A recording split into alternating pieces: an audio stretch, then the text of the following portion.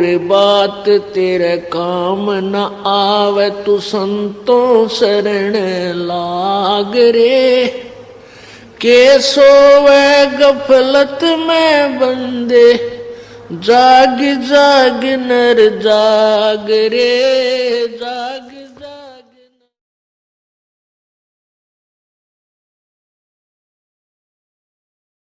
10वां अवतार और आवेगा, 10वां अवतार और आवेगा निकलंक नाम तय, कलयुग के एंड में, कलयुग के अंत में। और उसमें ये कृत घनी प्राणी हो जाएंगे, सभी भक्ति से दूर होंगे, व्यभिचारी, मांसाहारी और जालिम जुल्म बेहया, कोई शर्म नहीं रहेगी, कोई लाज नहीं रहेगी। सरेआम दुष्कर्म करा करेंगे, बिल खोद करा करेंगे, कच्चा आहार करा करेंगे। एंड ऑफ द कलयुग में जमीन उपजाऊ नहीं रहेगी, 4.5 फुट तक जमीन का उपजाऊ अंश खत्म हो जाएगा। यानी 3 हाथ, लगभग 4.5 फुट तक उपजाऊ अंश जमीन का समाप्त हो जाएगा। कोई भी फलदार वृक्ष नहीं उगेंगे, ना कोई फसल होया करेगी, और वर्षा नहीं होया करेगी। प्रदूषण इतना हो जाएगा कि वर्षा ऐसे होगी जैसे ओस गिरा करे, और सभी प्राणी कच्चा ही गोश्त मांस खाया करेंगे। उसमें लास्ट ऑफ द कलयुग, एंड ऑफ द कलयुग में, कलयुग के अंत में 20 वर्ष की आयु मनुष्य की रह जाएगी, मानव की। और उसमें से 5 खंड बताए हैं सूक्ष्म वेद में, यानी 15 वर्ष की आयु में जन्म भी हो लेगा, जवान भी हो लेगा, और गर्भारी भी हो लेगा, और मृत्यु को भी प्राप्त हो लेगा। 5 वर्ष की लड़की को संतान होनी प्रारंभ हो जाया करेगी, और सभी प्राणी बहुत ठगने से हो जाएंगे, 1.5-2 फुट के आसपास इनका कद रह जाओ। उस समय ये कृत घनी प्राणी इतने हो जाएंगे, बहुत घने। उस समय कुछ एक पुण्यात्मा रहेंगी जो तब भी भगवान से डरने वाली होंगी। वो होंगे ऐसे ही, मांसाहारी भी होंगे, लेकिन जगह भगवान की अवश्य होगी। वो कौन होंगे? जो अब इस कलयुग में, अब ये भगवान का मार्ग हजारों वर्षों तक चलेगा। जो पुण्यात्मा इस मार्ग पर लगेंगी, भक्ति करेंगी और आजीवन मर्यादा में रहे, वो तो सतलोक चले जाएंगे। और जो जिनके पैर फिसल गए, नहीं पार हो पाए, वो फिर ऐसे इस कलयुग में मनुष्य के जन्म प्राप्त करते रहेंगे। इतने दयालु हैं ये परमात्मा। लेकिन मनुष्य जीवन में कौन सा ये प्राणी सुखी होगा? तो उस समय क्या होगा कि निकलंक नाम का एक अवतार आवेगा। वो कौन होगा? राजा हरिश्चंद्र की आत्मा होगी। राजा हरिश्चंद्र जी जो सतयुग में एक महान आत्मा सुप्रसिद्ध हुए, ऐसे दानवीर थे, ऐसे धर्मात्मा थे, ऐसे सत्यवादी थे कि उन्होंने अपने वचन के ऊपर राज त्याग दिया था। अपनी पत्नी को भी बेच दिया, अपने आप को भी बेच दिया, अपने सत्य की रक्षा की। जिस कारण से प्रसन्न होकर के प्रभु ने उसको विष्णु लोक में स्थान दे दिया। अब वो विष्णु लोक में है अपने पूर्व जन्म के पुण्यों के कारण। और जब वहां से इस पुण्यात्मा को 10वां अवतार बनाकर यू काल भेजेगा। यो गीता जी में कहता है कि मैं अपने अंश अवतार रचता हूं और फिर उनमें प्रवेश करके सारा काम करता हूं। इसलिए गीता जी अध्याय नंबर 4 के श्लोक नंबर 5 और 9 में कहा कि अर्जुन, तेरे और मेरे बहुत जन्म हो चुके हैं, तू नहीं जानता, मैं जानता हूं। फिर कहता है 9वें श्लोक में कि मेरे जन्म और कर्म अलौकिक हैं। अब कर्म कैसे अलौकिक हैं? श्री कृष्ण में प्रवेश करके महाभारत करवा दी, युद्ध करवाया। ओहो, परशुराम का जन्म दिया, परशुराम में प्रवेश करके अक्षत्रियों को मार डाला और पाप परशुराम का रख दिए सारे। ऐसे ही राजा हरिश्चंद्र जी को नीकलंक नाम से संभल नगरी में विष्णुदत्त शर्मा के घर पे इसका जन्म होगा 10वें अवतार का। 10वां अवतार जो होगा संभल नगरी में, और विष्णुदत्त शर्मा नाम का एक ब्राह्मण होगा, उसके घर पे जन्म होगा। और वो विशेष अलग से ही वैरायटी का बालक होगा, उसका उन अन्य से तगड़ा शरीर होगा, क्योंकि वो स्पेशल भेज रखा होता है तो। और उसकी लंबी तलवार होगी। इन कृतघ्नी प्राणियों को ऐसे काटेगा न जैसे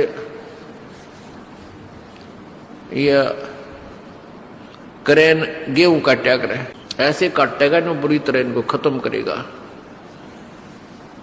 फिर क्या होगा, उन प्राणियों को बख्शा जाएगा जो उस समय भी भगवान से डरने वाले होंगे। इतना प्रदूषण उस समय क्या होगा, फिर परमात्मा अपनी मेहर से, पुण्यात्मा एक तो परमात्मा ने विधान बना के छोड़ दिया, तो विधान जो भगवान ने बनाया है उसके ऊपर ये साइंटिस्ट अपना अनुभव करके थोड़ी रिसर्च कर लेते हैं और फिर वो भगवान को रिजेक्ट करना प्रारंभ कर देते हैं। ये इनकी महाभूल है। अब पीछे कई वर्षों से रट्टा लगा रखा था कि प्रदूषण इतना बढ़ गया, ग्लेशियरिन खत्म होगी, बर्फ नहीं पड़ेगी। अरीब का इतनी बर्फ गिर दी बिना गिनती की। वो न्यो का न्यो प्रदूषण है, न्यो का न्यो सारा सौदा है, डूंडा उठा दिया। तो भगवान की अपनी विटो पावर न्यारी है। तो क्या होगा, कलयुग के एंड में इन सभी को नाश करेगा, ऐसी दुष्ट आत्माओं को काटा जाएगा, खत्म करेगा। उसके बाद जो पुण्य उस समय थोड़ी बहुत आस्था भगवान की जिनमें होगी वो शेष बचेंगे। फिर बहुत जबरदस्त वर्षा होगी, और वो पहले वर्षा प्रारंभ होगी बहुत ज्यादा, वो व्यक्ति वहां से खिसक जाएंगे, मैदानी स्थान छोड़कर पहाड़ों पर चले जाएंगे। बहुत सैकड़ों फुट पानी पूरी पृथ्वी पर हो जाएगा, और फिर बहुत समय तक ये पानी धीरे धीरे ये जल सूखना शुरू होगा, और जो जमीन का अनउपजाऊ अंश था वो जल के कारण ऊपर आ जाएगा, और फिर धीरे धीरे वो सूखेगा, सारा पानी जल सूख के फिर उसमें जंगल हो जाएगा, पूरी पृथ्वी पर वन हो जाएगा, पेड़ पौधे बहुत ज्यादा उग जाएंगे, और फिर पर्यावरण का परिवर्तन फिर होगा। वन जो है ऑक्सीजन छोड़ते हैं पेड़, और कार्बन डाइऑक्साइड वायु से लेकर के पुनः पूरे वायुमंडल को शुद्ध कर देंगे। फिर उन शेष बचे हुए प्राणियों के घर पर जो बालक होंगे वो उल्टे होंगे। उल्टे कैसे, माता पिता तो 2.5 फुट के, और बेटा बेटी हो जाएंगे 4-4, 5-5 फुट के, फिर धीरे धीरे बढ़ना शुरू होगा।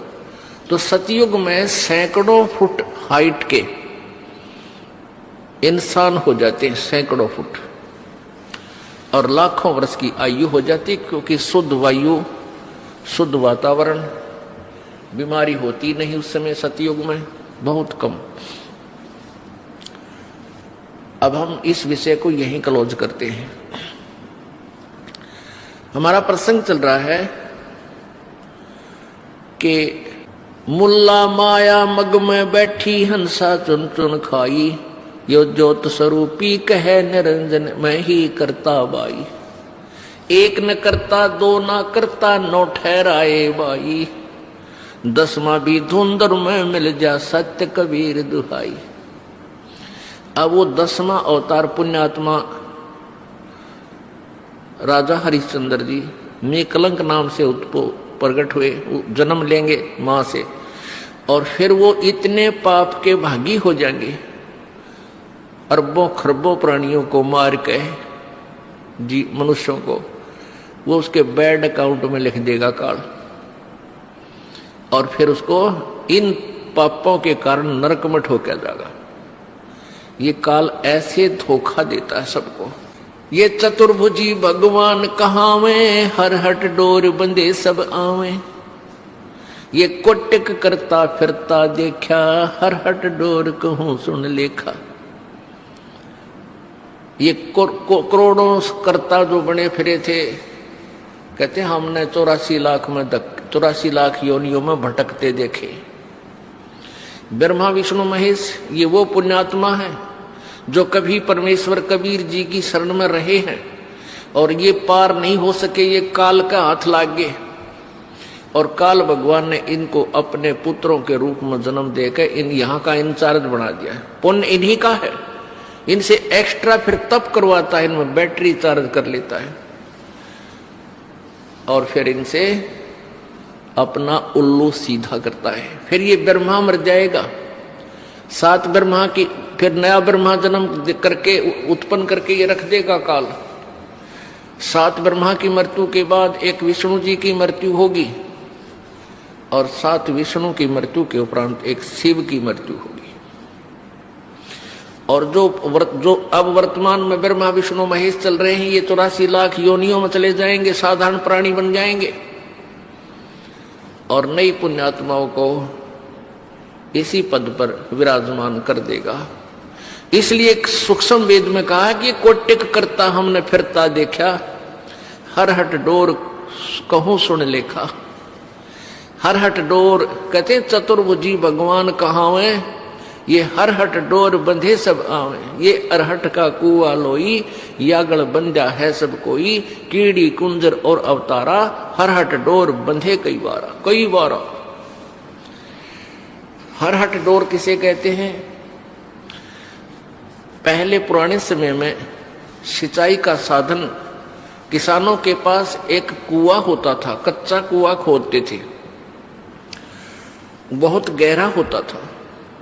उस कुएं के ऊपर एक पक्का स्ट्रक्चर बनाते थे दूरी से और उसके बीच में एक पुली लगाते थे, एक पुली, और उसके ऊपर एक चैन डाल देते थे जो नीचे जल तक जाती थी। उस चैन की चौड़ाई लगभग 1 फुट होती थी। उस चैन के ऊपर, उस बेल्ट के ऊपर बाल्टियां फिक्स कर देते थे, बाल्टियां, और उन वो बाल्टियां नीचे से फिर उस पुली को घुमाया जाता था बैलों के द्वारा, जैसे कोल्हू चलाया जाता है। वो बाल्टी नीचे से पानी भरकर आती थी, ऊपर खाली हो जाती थी, वो जल खेतों में चला जाता था। वो खाली बाल्टी फिर नीचे जाती थी, नीचे से भरकर आती थी, फिर खाली हो जाती थी, फिर जाती थी, फिर खाली हो जाती थी। इसको अरहट का कुआं बोलते हैं। आपको उसका एक चित्र दिखाते हैं, क्योंकि वर्तमान के बच्चों ने अरहट नहीं देखे, हमने देखे। हमारे समय हम बालक थे तब तक कहीं ना कहीं इनकी थोड़ी सी नामो निशान कहीं कहीं इधर जहाँ नहर का व्यवस्था नहीं थी सिंचाई की, वहाँ ये देखने को मिलते थे। अब तो इनका नामो निशान ही मिट गया। ये देखिएगा, ये अरहट का कुआं लोई, ये देखिएगा अरहट, रहट, देसी भाषा में रहट कहा करते हैं, वैसे हरहट भी बोलते हैं। ये अरहट है, यो अरहट का कुआं लोई, यागल बंधा है सब कोई। ये कीड़ी कुंजर और अवतारा, हरहट डोर बंधे कई पारा। ये कुआं है एक, ये कुआं है, ये कुआं है, ये वाला, ये वाला। इसकी साइड एलिवेशन दिखा रखी है, तो सोच लो 20 से काट के।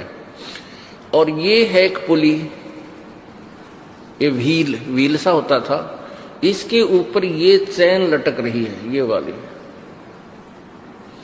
और इसके ये बाल्टियां फिक्स कर रखी हैं।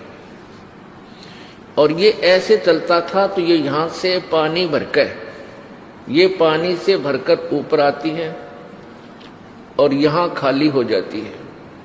यहां से ये जल खेतों में चला जाता है। और ये फिर ऐसे आ जाती हैं, फिर यहां से उभर कर फिर आती हैं, फिर खाली हो जाती हैं, फिर आती हैं, फिर खाली हो जाती है। ये चक्कर चलता रहता है। ये जन्म मृत्यु का चक्कर बता रहे हैं परमात्मा कि ये अरहट का कुआ लोई, यागल बंधा है सब कोई। कीड़ी यानी चीटी और कुंजर माने हाथी। कीड़ी कुंजर और ये अवतारा, ये ब्रह्मा विष्णु महेश जैसे, और इनके आगे अंश अवतार राम कृष्ण जैसे। कीड़ी कुंजर और अवतारा हर हट डोर बंधे कई बार मर लिए जन्म लिए ये थारे भगवान। ये चतुर्भुजी भगवान कहावे, हर हट डोर बंधे सब आवे। ये कोटिक करता फिरता देखा, हर हट डोर कहूं सुन लेखा। अब यह फिर समस्या आ जाती है कि ब्रह्मा विष्णु महेश भी मरते हैं। ओहो पुण्यात्माओं, परमात्मा कबीर जी और तथा उनसे प्रीतित महापुरुषों ने पहले ही ये ज्ञान ठोक कर कहा है, लेकिन उनकी उस अमृतवाणी को इन चतुर प्राणियों ने, इन नकली संतों ऋषियों और महर्षियों और गुरुओं ने, मंडलेश्वरों ने रिजेक्ट करवा रखा था हमारे से, ये कहकर के कबीर अनपढ़ था, अशिक्षित था, और ये सभी संत अशिक्षित हैं, अशिक्षित थे, अक्षर ज्ञान नहीं था, इसलिए ये वेदों और गीता के बारे में, पुराणों के विषय में नहीं जानते। ये झूठ बोलते हैं, ये गलत कहते हैं कि ब्रह्मा विष्णु महेश नासवान है। हाय हाय, तो उस समय तो नकलियों का दाव लग गया। अब सर्व मानव समाज शिक्षित है, वही सदग्रंथ जिनके विषय में परमेश्वर पहले बताया करते थे आज हमारे पास उपलब्ध है, और वो इन्हीं नकलियों द्वारा अनुवादित भी हैं। चलो संस्कृत में होते तो शायद हमारे ना भी सूतमा हो, ये आप अनुवाद भी करेंगे, और फिर भी इनकी बुद्ध कामना किया। कहते हैं सतगुरु बिन काहु न पाया ज्ञाना, जो थोथा भूछड़े किसाना, गुरु बिन वेद पढ़े जो प्राणी, और समझे न सार रहे अज्ञानी। ये सारे अज्ञानी थे जिन्होंने आज तक हमें ये नहीं बताया कि ब्रह्मा विष्णु महेश नासवान है, इनका जन्म मृत्यु होता है, इनके माता पिता भी है। तो ये सारे मंडलेश्वर अज्ञानी थे, यानी पुराण ज्ञानहीन भी थे, वे वेद ज्ञानहीन भी थे, गीता जी ज्ञान भी वो नहीं जानते थे, गीता जी को भी नहीं समझ सके। वो अज्ञानी हमें मूर्ख बना गए। अपने आत्मा इस दास को इन सदग्रंथों की, वेदों की, पुराणों की, गीता जी की कोई आवश्यकता नहीं थी। आवश्यकता का तात्पर्य ये नहीं है कि ये रिजेक्टेड है, नहीं, इनमें वर्णित ज्ञान हमारे परमेश्वर ने हमारी सिंपल लैंग्वेज में, साधारण भाषा में लिख रखा था, और जिसका हमें पूर्ण विश्वास था, है और था और रहेगा कि हमारे परमेश्वर ने और हम उनसे संबंधित जिन संतों ने जो भी बात कही है वो सारी